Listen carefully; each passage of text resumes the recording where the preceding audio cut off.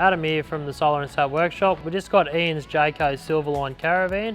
Just had it back in this week to put a Satking Promax on. Previously in the workshop we have installed the full Enerdrive system. We'll go and have a look at it all right now. Okay, we'll just take a run through the Satking Promax. In this cupboard here we've installed the Satking Promax controller. Down here we've got the Satking 800CA satellite decoder box, which is the customers from the previous portable satellite dish. As you can see in this under the bed here, Ian's got quite a healthy power system under here.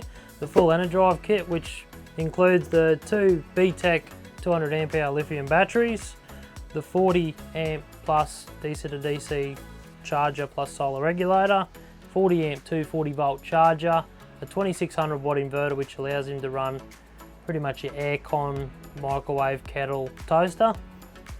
He also has asked us to install the Pico monitoring system just in the front there, right next to his off and on button for his inverter. Enough power for the customer to live comfortably off grid, away from home.